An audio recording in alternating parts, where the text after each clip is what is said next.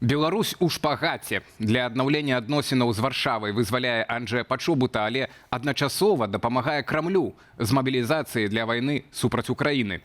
Ці стане больш візаў у Польшчу, а паміж краінамі зноў будуць курсаваць цягнікі, а таксама ці застаюцца яшчэ ў Расіі рэсурсы на працяг агрэсіўнай палітыкі. Абмяркуем у тут і там з нашымі спікерамі. Рэдактарка вот так, Александра Шапавіна. Прывітанне. Прывітанне. І галоўны рэдактор Цэнтрум Европы.пл, спадар Міхал Кацевіч. Вітаем пана. Ну і сябры, для вас працуе Алесь Залеўскі. Вітаю, і пакуль ідзе застаўка, просім паставіць лайк гэтаму відэа. Дзякую.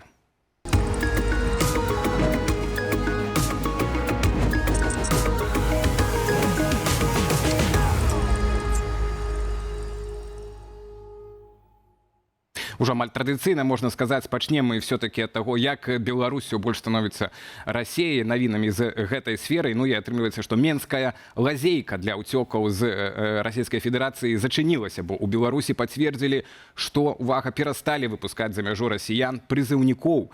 Калі расійскаму грамадзяніну, які атрымаў позву ў войска, забароняць праходзіць мяжу, то ён не зможа выехаць у тым ліку праз тэрыторыю Беларусі. Гэта Белсату пацвердзілі ў Дзяржаўным памежным камітэце.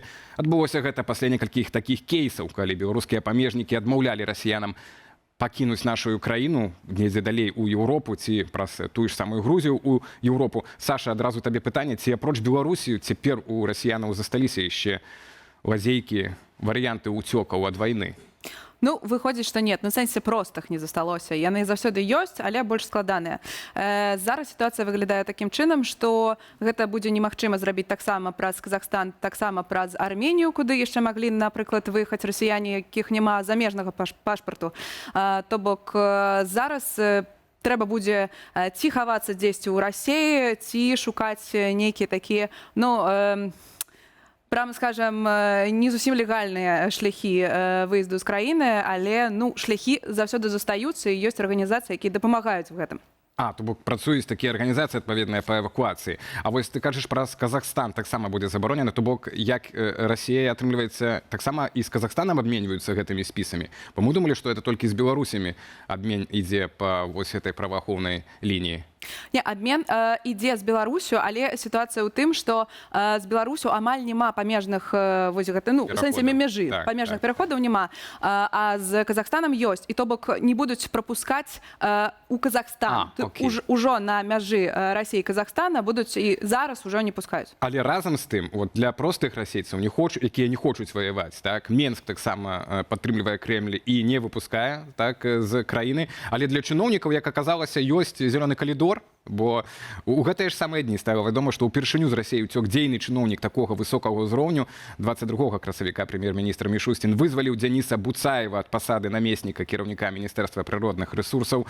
У той жа дзень суразмоўцы Файры Дэйлі кажуць, Буцаеў з пехам выехаў у Мінск, а адтуль ужо ў Тбілісі, у выніку чаго чыноўнік дабраўся да ЗША. Саша, гэта такі пасля Чубайса, бадай, што другая такая самая высокая палітычная асоба, которая уцякае, бадай, што гэты кейс вось нам пра нешта сведчыць. Па-першае, што Менск, аказваецца, выпускае все-таки расійскіх чыноўнікаў, а па-другое, ці ў самім унутры рэжымы расійскага нешта адбываецца, змянілася нешта, нейкая новая якасць, раскола? Слухай, гэта вельмі важная навіна. Важная яна тым, што гэта насамрэч самы высокапастаўлены чыноўнік, які ўсё ж такі ўцёк з Расіі. Але гэта будзе працаваць не ў дачыненні ўсіх чыноўнікаў, таму што большасць з іх знаходзяцца пад санкцыямі. Ён менавіта не быў пад санкцыямі ані Еўразвязу, ані ЗША. Так што ён, як мы бачым, змог знайсці выйсце сітуацыі. І зараз цікава, што будзе адбывацца ўжо ў США. Ці будзе ён нешта распавядаць цікавае, таму што, напрыклад, я сачыла за тэлеграм-каналам, напрыклад, экс-спічрайтера Пуціна Аббаса Галямова, такі палітолог, зараз ужо незалежны палітолог, і ён піша, што менавіта гэты чыноўнік, ён быў даволі блізкі да адміністрацыі прэзідэнта Расіі. В сэнсе, ён быў вельмі, меў цесныя сувязі, напрыклад, з Антонам Вайно, які узначальвае адміністрацыю прэзідэнта Расіі.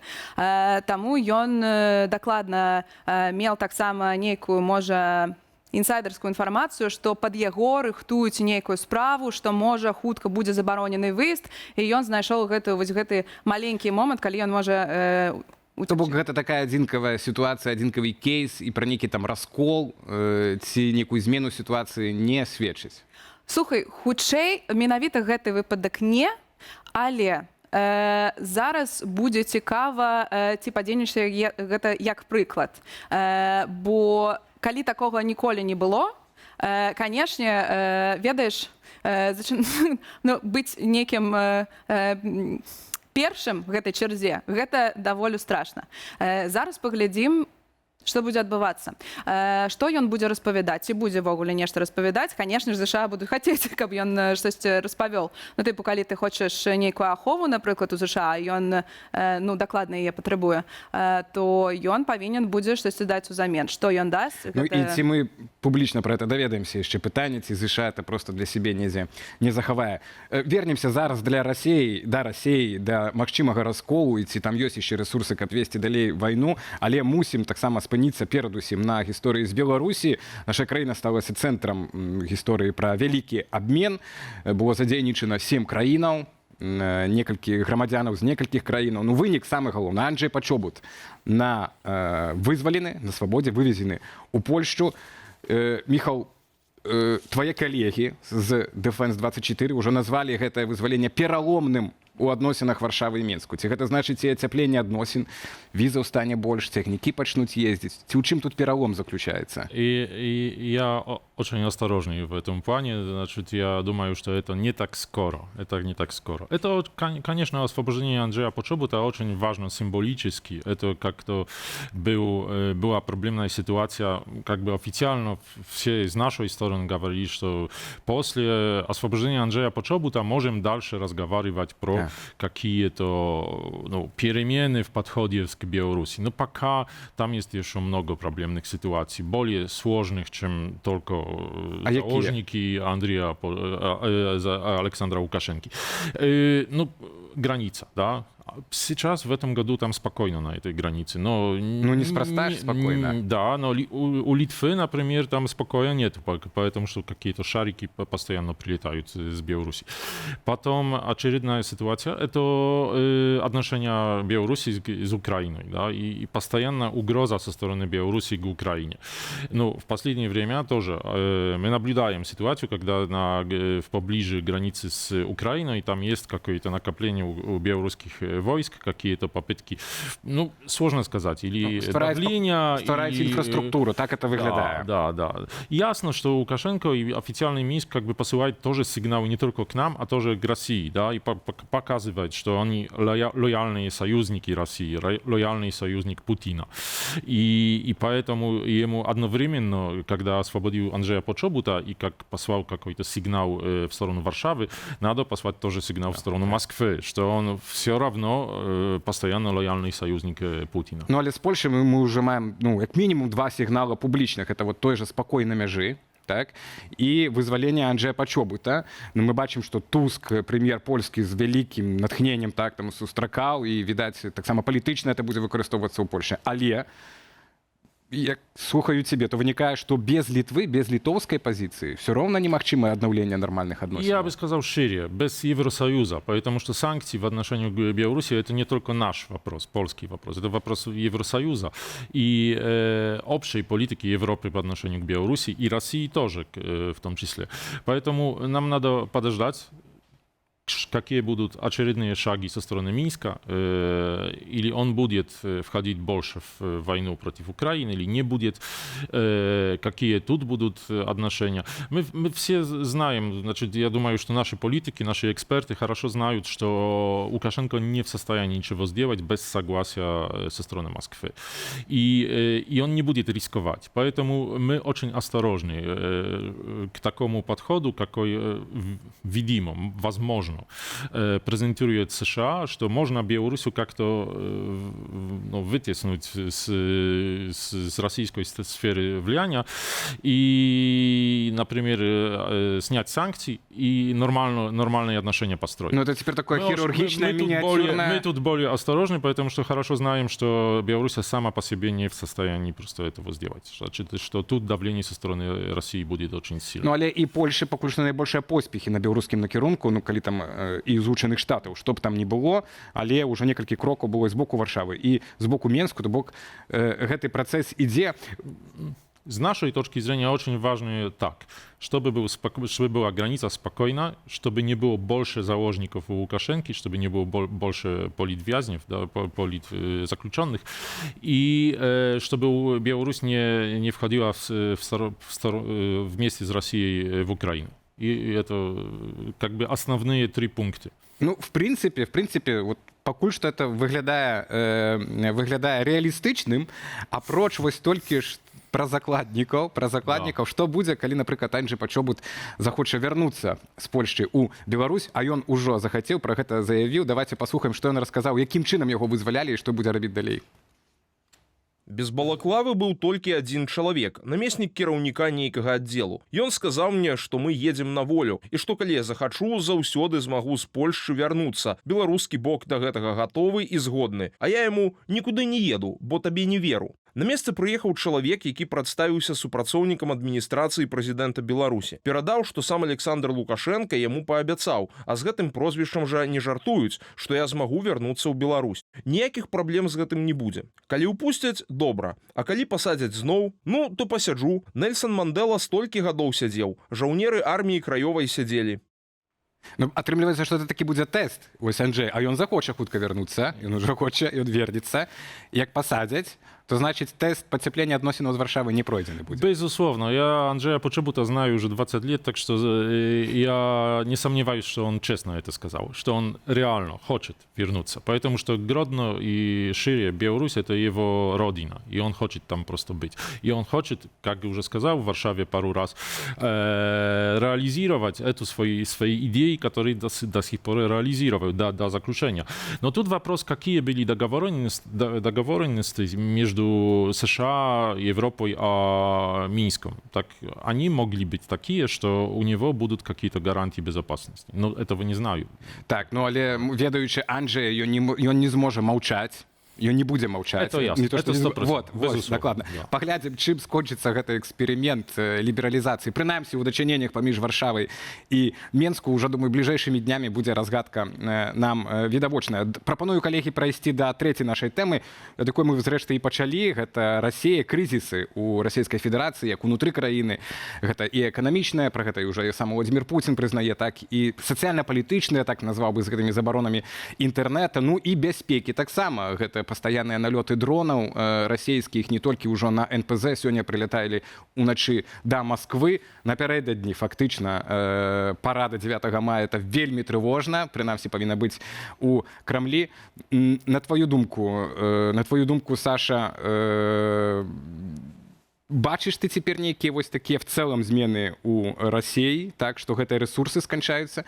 Ці мы цяпер проста назіраем, што рэжым сам па сабе змяняецца, напрыклад, становіцца больш таталітарным, але не менш эфектыўным, у тым ліку ў вайне? Слухай, насамрэч не важна, што бачу я, не важна, што мяркую я, важна, што мяркуюць тых, хто знаходзіцца зараз у Расіі, хто нават падтрымлівае Владзіміра Пуціна. І я насамрэч не памятаю такога моманту за вось увесь час вось гэтай паўнамаштабнай вайны, калі б столькі чыноўнікаў унутры Расіі столькі гаварылі пра праблемы, якія там насамрэч існуюць. Я разумею, што вось гэтая рыторыка незалежных медыа трошачкі набіла аскоміну пра тое, што зараз эканоміка Расіі рухне, зараз усё гэта распадзецца, але насамрэч сітуацыя, ну, мне падаецца, што вось гэты момант найгоршая за ўвесь гэты час, і пра гэта адкрыта размаўляюць на расійскіх нейкіх пляцоўках. Пра гэта гавораць усе, хто займаюцца эканомікай Расіі. Антон Набіулін, Эльвіра, прабачце, Антон Сілуанов, Эльвіра Набіуліна і вось все гэтыя чыноўнікі, нейкія акадэмікі з РАН, яны гавораць пра тое, што ну, сітуацыя вельмі складаная. Набіуліна адкрыта гаворыць, што зараз няма іншых рэсурсаў, акрамя нейкіх грошаў накапленняў грамадзян. што зараз нічым немагчыма падтрымаць расійскую эканоміку. І гэта сур'ёзна, канешне. Ну, ёсць версія, выбачай, пераб'ю, ёсць версія, таксама тых жа незалежных медыях, што это спецыяльна, таксама ўлады крэмлёўскія ствараюць такую сітуацыю, што нібыта ў нас тут ёсць абмеркаванне ўсіх праблемаў, так, і што Боняк это таксама паліттэхналогія Крэмля, так насамрэч, каб выпусціць пар грамадства.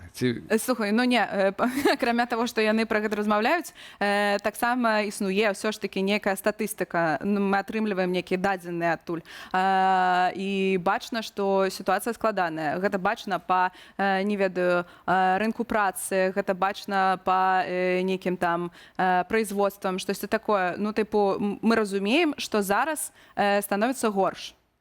І, ну, што яны могуць гэта ніяк разыгрываць, каб нейкае бачанне прадставіць незалежна медыя, не, гэта, ну, гэта немагчымая сітуацыя. Ну, цікава, так, якім можа быць адказ? Крэмль жа мусіць нейкі адказ зрабіць на гэта. Ну, і ты кажаш пра эканоміку ўнутры краіны, але і палітычна, таксама на фронце ва ўкраіне Інстытут даследаванняў вайны амерыканскі кажа, што у красавіку быў першы месяц, калі за апошнія 2 гады, калі страцілі нават тэрыторыі, которые былі акупаваныя, на 116 квадратных кіламетраў стала менш акупаваных тэрыторый расійскіх войскаў, то бок украінцам атрымалася трошкі адбіць. Ну і вось такое складаецца ўражанне, Міхал, што у мяне прынамсі такое адчуванне, і у выведкі адной з краінаў Еўразвязу, которая сёння апублікавала таксама дадзеныя пра тое, што нібыта Пуцін там в бункере знаходзіцца, баіцца пераваротаў дзяржаўных і нават дронавых удараў ад сваіх жа паплечнікаў баіцца, ад свайго ж акружэння. Але мы, да, вяртаемся да фронта, што там толькі менш і менш сілаў. Ну вот адчуванне, што сканчаюцца сілы ў Крамля на фронте і ўнутры краіны. И что это уже будет тяжко утрымать в руках. Ну, я бы не сказал, что ситуация такая, что она будет вызывать какие-то перемены, какие-то реформы, какие-то сильные перемены даже по лицам в окружении Путина.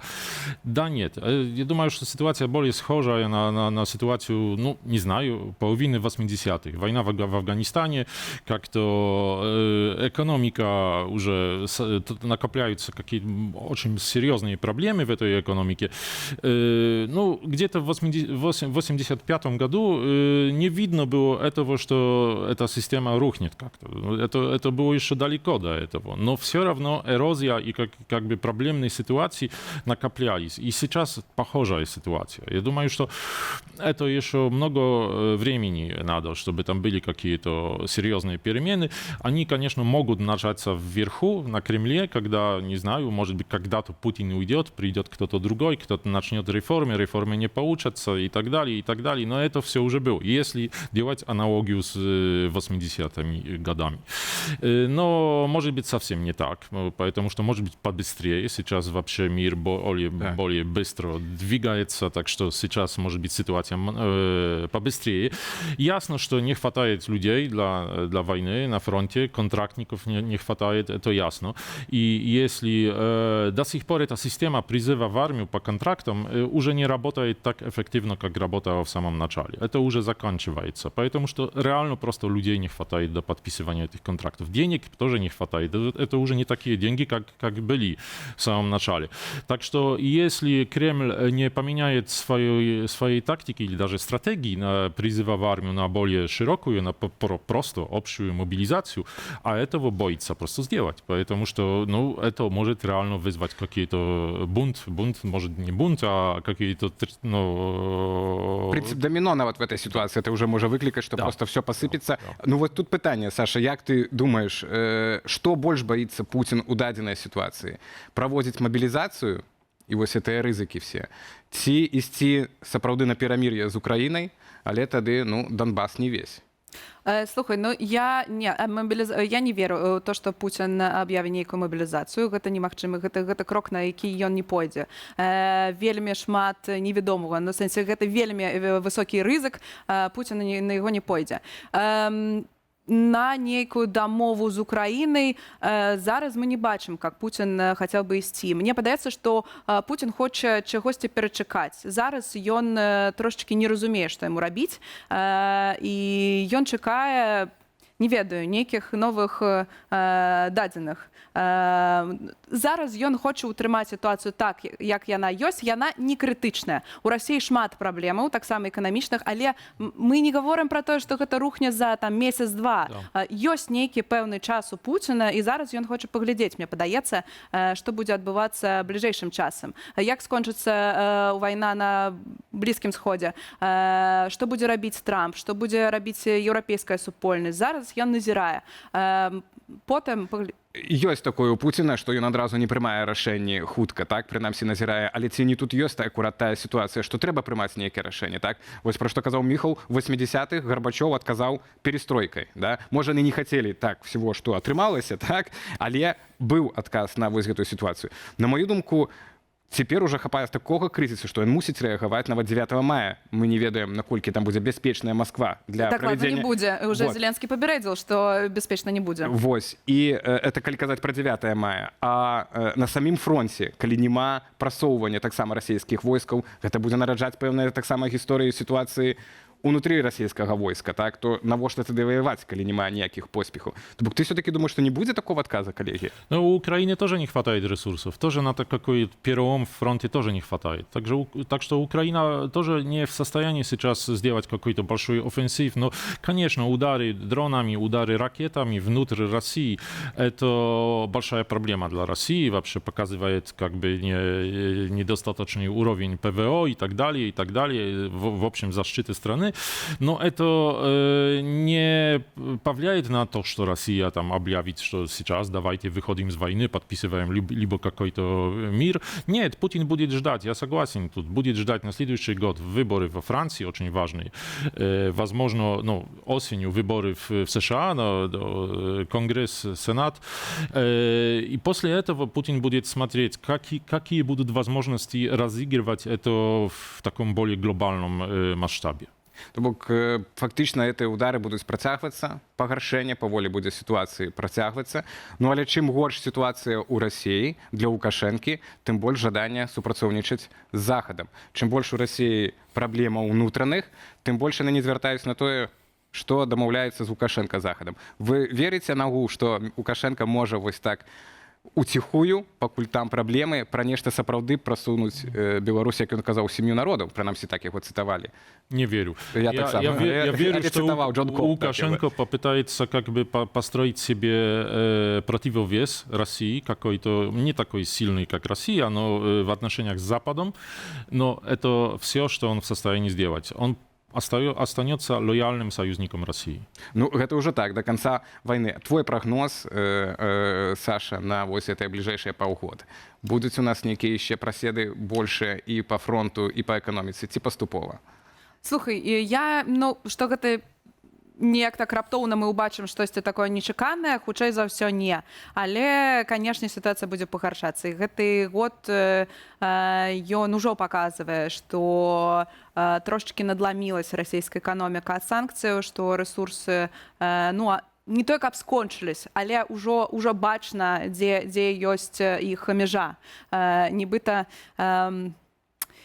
мне падаецца, што пакуль все застанецца так, як яно ёсць. Пакуль не будзе нейкага, ведаеш, рашэння, можа быць, саюзнікаў Украіны, нешта такое. Але, ведаеш, гэтыя все людзі, гэтай краіны, гэтай палітыкі, яны таксама не хочуць, каб штосьці такое нечаканае здарылася. Яны зараз таксама пытаюцца ўтрымаць сітуацыю на такіх вельмі складаных вагах, дзе шмат фактараў, і каб Пуцін таксама не прайграў шмат. Так. Ну, а яны, у сваю чаргу, Еўропа, Еўразвяз за гэты час паспелі неяк сваю магутнасць, моц вайсковую нарасціць. Так. Дзякуй вялікі за... Бадай, што вот так вот мы прабегліся па хуткаму па нашаму рэгіёну, па падзеям у нашым рэгіёне. Дзякуй вялікі ўсім нашым спікерам. Гэта Александра Шапаліна з вот так, і Міхал Кацевіч з Цэнтрам Еўропы ПЛ. Дзякуй, калегі, дзякуй гаспадарству за ўвагу. Да наступных сустрэчаў тут і там.